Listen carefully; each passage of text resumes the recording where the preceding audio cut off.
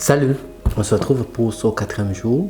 Hier, j'espère que tu as pu célébrer tes forces et j'espère que tu as pu commencer à voir tes talents sous un autre jour. Mais aujourd'hui, on va parler d'un sujet qui gratte un peu, tes faiblesses. On vit dans un monde qui nous pousse à être parfait partout. On nous dit que si on galère dans un domaine, c'est un échec.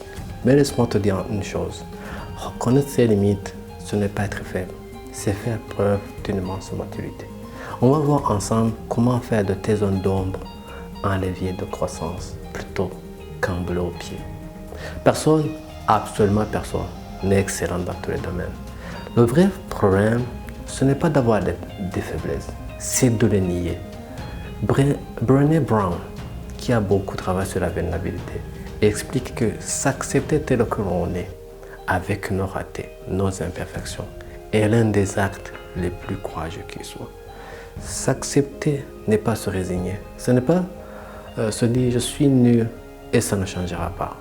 C'est arrêter de se battre contre la réalité. C'est dire ok, là je ne suis pas à l'aise et c'est correct. Certaines choses peuvent être améliorées avec du travail, mais d'autres font simplement partie de ton câblage. La sagesse, c'est de savoir faire la différence.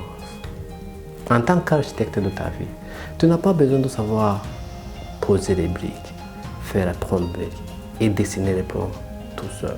Si tu es un génie de la vision, mais une catastrophe pour l'organisation, arrêtez de te flageller.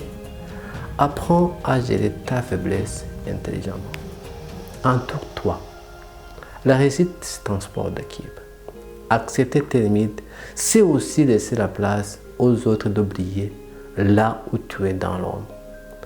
Ne te compare pas aux autres en regardant leur réussite de façade, alors que tu connais tes doutes de l'intérieur. C'est une comparaison juste qui bouffe ta confiance. Avance avec lucidité et surtout avec humilité. Aujourd'hui, je te propose un exercice d'honnêteté brutal, mais avec beaucoup de bienveillance envers toi-même. Identifier une de tes faiblesses, une seule.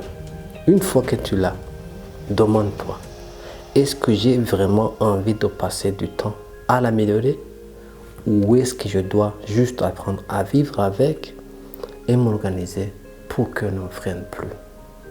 Je vais clôturer cet épisode par cette phrase. Se libérer de la pression de la perfection, c'est le premier pas pour grandir.